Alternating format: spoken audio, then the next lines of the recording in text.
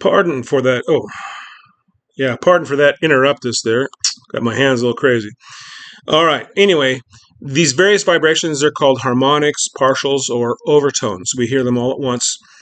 And mostly we just consider it a tone, color, or timbre.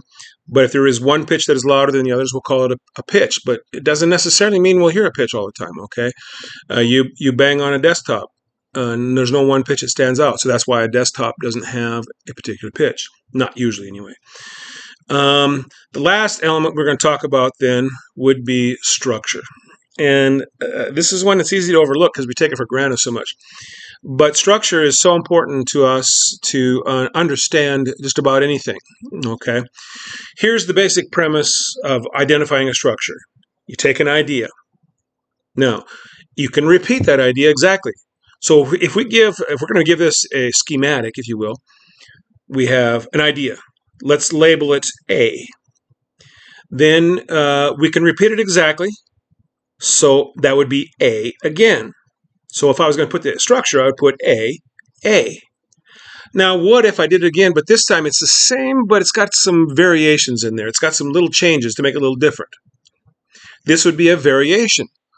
Now, so we would put A because it's basically the same idea again, but we want to indicate that there are little differences. So we put a 1 or call it A prime or something like that. Okay. So far we have idea, same idea repeated exactly.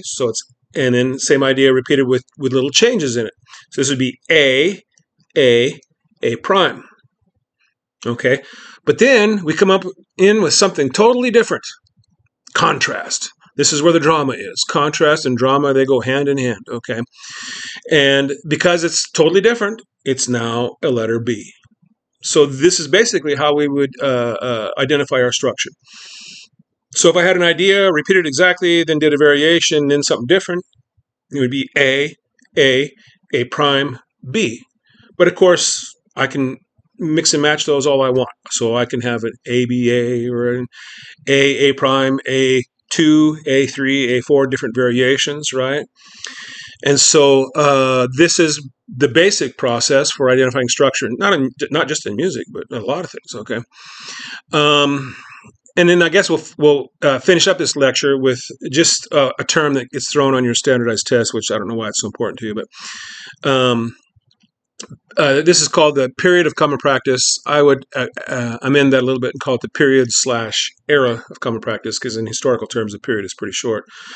This is 1600 to 1900, which encompasses three time periods for us in history, which is a pretty long period. So I would tend to call it an era of common practice, but whatever, I'm splitting hairs here.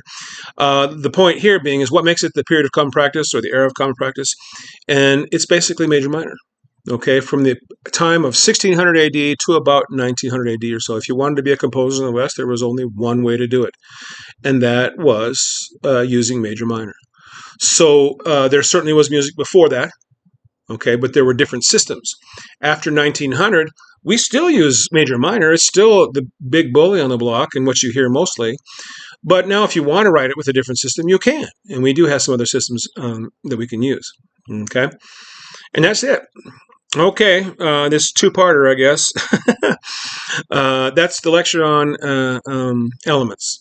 All right, guys, we'll see you next time.